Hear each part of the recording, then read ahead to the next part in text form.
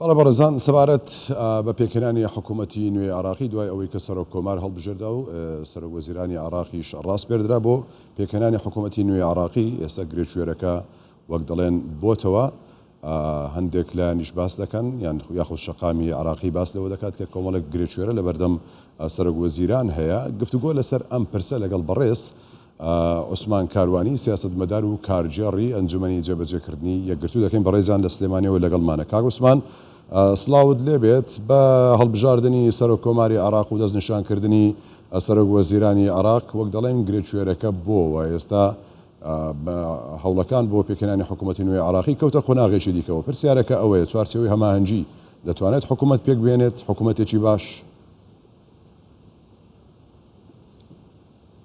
بەناوی خۆی بەخشندەی میهرەبان ئەلبەتە ئەو بارودۆخە چاقبەستووی کە هەبوو قۆناغی یەکەمی تێپەڕی کە پەیوەست بوو بە هەڵبژاردننی سەرۆک کۆمارەوە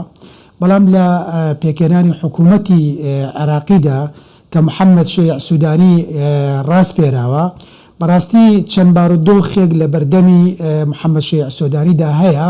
ئەویش هەندێکی ئیجابیە و هەندێکیشی سلبیە بۆ نمونە بارودۆخی عراق لەم کاتەدا کە خاوەنی 87 ملیار یادەگی دراوە و خاوەنی 131 تەن ئاڵتونە و خاوەنی داهاتی مانگانەی نۆ بۆ نزیکی 11 ملیار دۆلاری مانگانەی داهاتی نەوتە بێجگە لە داهاتی ناخۆیەکان ئەتوانی بڵێ ئەمە پشتیوانێکی بەهێزە بۆ محەممەد شێع سوودانی لەم بارودۆخەکەدا بارودۆخی عراق لە بارودۆخێکی سەختدان نییە بەڵام لە کۆمەڵی ڕوویترەوە لە کۆمەڵی دیویترەوە بارودۆخی عراق بارودۆخێکی نیم چەلێک هەڵوەشاوە ئەگەر سەیری بکەی بارودۆخی عراق کاروباری عراق ببینی لە ڕابردوودا ئەو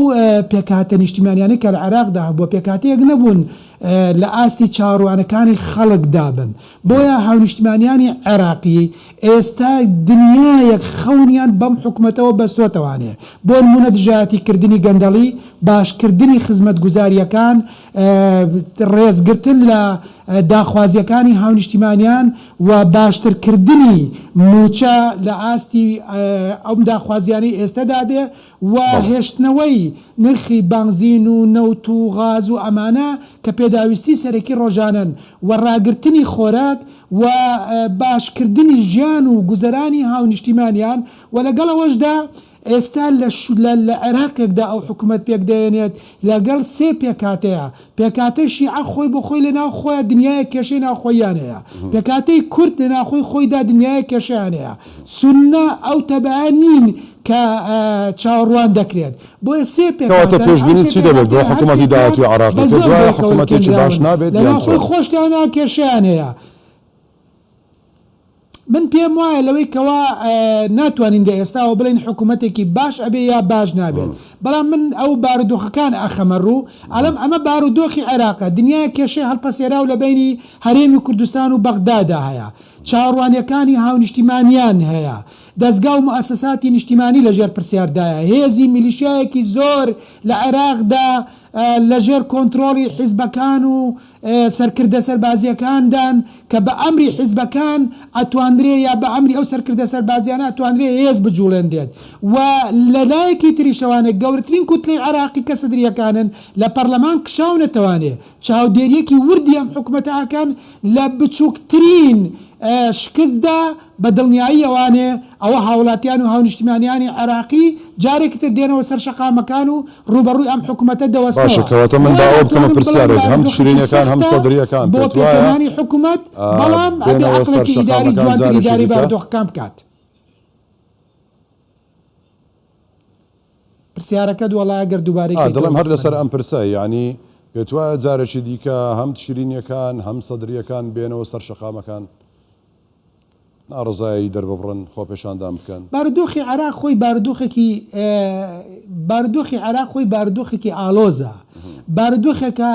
خۆی لە بیانووە بۆ ئەوەی کەوا خەڵک بێتە سەر شەقام بۆ چونکە هەر خۆی بۆ خۆی بارودۆخەکە ئێستا ئاستی خزمەتگوزاریەکان لە عێراقدا بەڕاستی نزیکە لە سفرەوە بێجگە لە مەوزوعی موچە و هەندێک خزمەتگوزاری سەرەتایی کە هەیە یعنی هیچ گەشەیەکی ژێرخانی ئابووری نییە، دژایەتی گەندەڵیەکی زۆر هەیە، چاکسازی ئەنجام نەدراوە، مؤسساتی نیشتیمانی لە ئاستی پێویستان نیە، یاسا و مەوزوعی پێشێرکردنی دەستور لە ئاستی عێراقدا ناو بەناو هەیە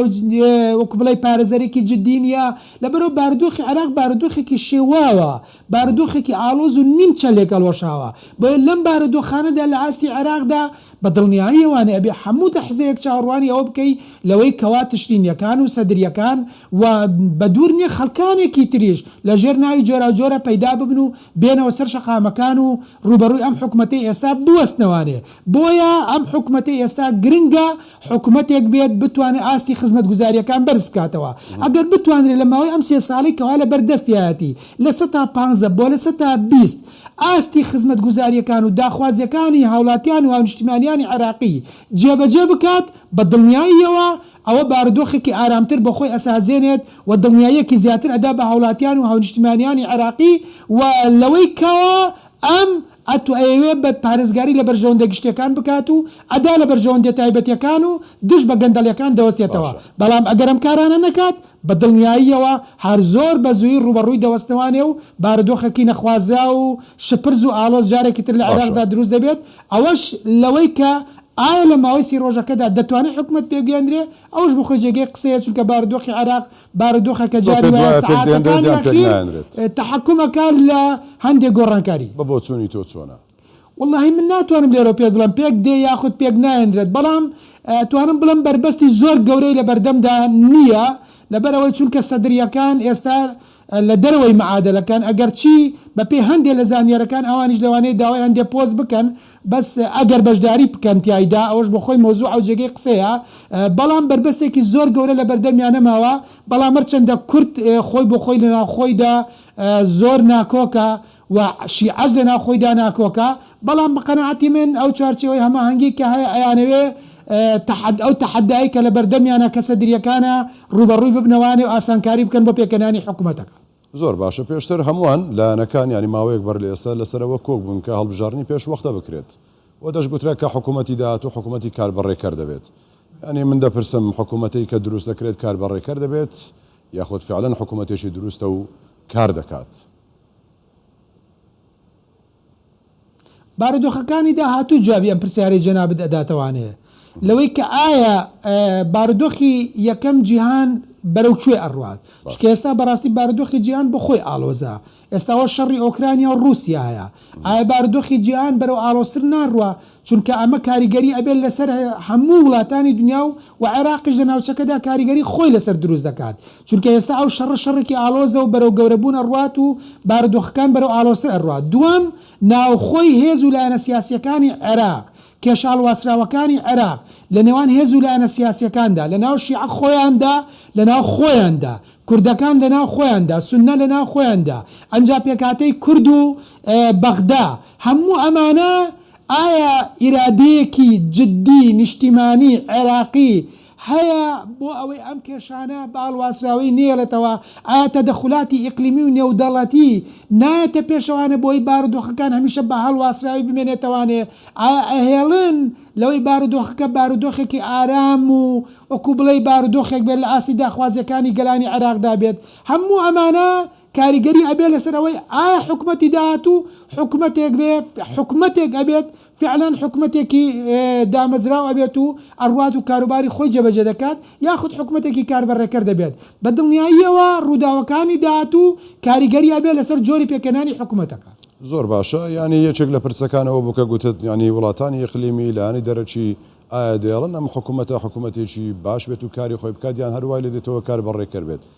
ینی پێویست ناکات یان چۆن پێویستە ناوخۆی عێراق وڵاتانی بەڵێ فەرموو کاکەندریان هەموو وڵاتانی ئیقلیمی و هەموو وڵاتانی نێودەوڵەتیش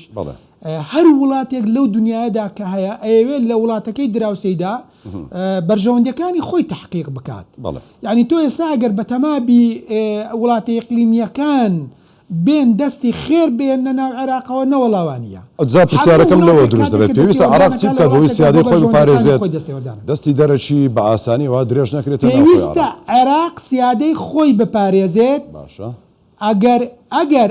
عێراقیەکان خۆیان لەناو خۆیاندا ئارامی ناوخۆی خۆیان نەپارێزنی و ڕێککەوتنی نێوان هێز و لایەنە سیاسیەکان دروست نەبێت و ڕۆڵدابەشکردنی نێوان لایەنە سیاسیەکان لە پێناوی بەرژەوەندە گشتەکانی گەلانی عێراقدا نەبێت و هەنگاونانی هێز و لایەنە سیاسی عێراقیەکان بەرە ڕووی هەر وڵاتێک لە بەرەنجامی هەنگاونانی ئەو وڵاتانە نەبێت لە پێناو پاراستنی بەرژەوەندە گشتەکانی گەلانی عێراقدا بە دڵنیاییەوە بارودۆخی عێراق بارودۆخێکی بە هەمیشەی بەنە ئارامی دەمێنێتوانێ و ئەمەش ڕێگە خۆش دەکات بە وڵاتانی زرێز و وڵاتانی ئیقلیمی تاوەکو بارودۆخەکە بەرەو کەنارێکی نائارام بڕات و حکوومەتەکەش ئەو کاتا بێتە حکوومەتێکی فشەڵ و بە هیچ شێوەیە کاروبار و ئوموراتی لەبەر ناڕوە. باشە کا عوسمان ینی بەنسبەت کورد بە پرسیار لێ بکەم ببێتە دوا پرسیاریش پێویستە کورد چی بکات لە بەغدا لە پەرلەمانی عێراق بۆ ئەوەی بگات بە مافە دەستوریەکانی خۆی. بەداخەوە بەڕاستی کورد لە هەنگاوەکانی ڕابردوودا هەنگاوەکانی شکست خواردوو بوون لە یەک ساڵی ڕابردوودا کورد نەیتوانی لەسەر پۆستی سەرۆکۆمارێک ڕێبکەوێت. من بە قەناعەتی من لە سەرەتای پرۆسەکەدا کورد دۆڕا لە بەغدا سومعەی دۆڕا کورد وەکو نەتەوە دەرنەکەورد لە بەغدا کورد پارێزگاری لە کەسایەتی خۆی نەکرد لە بەرەنجامی خلافاتی نێوماڵی دوو حزبی حکومڕان لە هەرێمی کوردستاندا. بۆیە ئەتوانم بڵم بۆ داهاتوویەکی ڕوون و ڕۆشن لە بەردەمی کوردەکاندا نییە چونکە خلافاتی نێوماڵی کوردی ڕۆژ بە ڕۆژ لە گەشەکردندایە و هێز و لایەنە سیاسی کوردیەکان ئەوانەی کە ئێستا دەسەڵاتدارن و حکومڕانی هەرێمی کوردستانەکەن بەڕاستی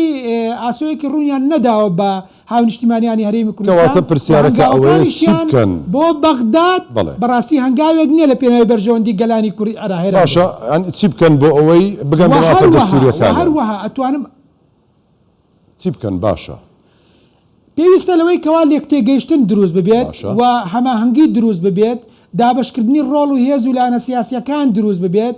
و لێک نزیک بوونەوەی هێزە کوردیەکان لەگەڵ هەر وڵاتێکی ئیقلیمی لەگەڵ هەر هێزێک لە بەغدا ئەبێت لە بەرەنجامی نزیکبوونەوەی ئەو هێزە سیاسیانەی بەغدا یاخود وڵاتانی ئیقلیمی بێ لە پارێزگاریکردن لە بەرژەوەندە گشتیەکانی گەلی کوردستان ئەبێ ئەو پۆستانەی کە لە بەغدا وەرئەگیرێ لە پۆستی سەرۆک کۆمارەوە جێگری سەرۆک پەرلەمانە سەرۆکی پەرلەمانە جێگری سەرۆک وەزیرانە وەزارەتەکانە هەر هەمویان ئەمە استراتیژی هاوبەشیان هەبێ ئامانجی هاوبەشیان هەبێ لە پێناوی کارکردن لەسەر ئەو بەرژەوەندیە گشتیانەی کە بۆ هەرێمی کوردستان و هاونیشتیمانیانی کوردستان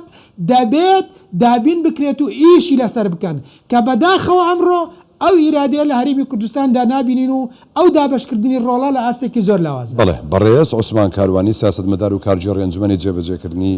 یەکگرتوو لە سلێمانەوە لەگەڵمان بووی ماندوومان کردیت کا عوسمان سپاس.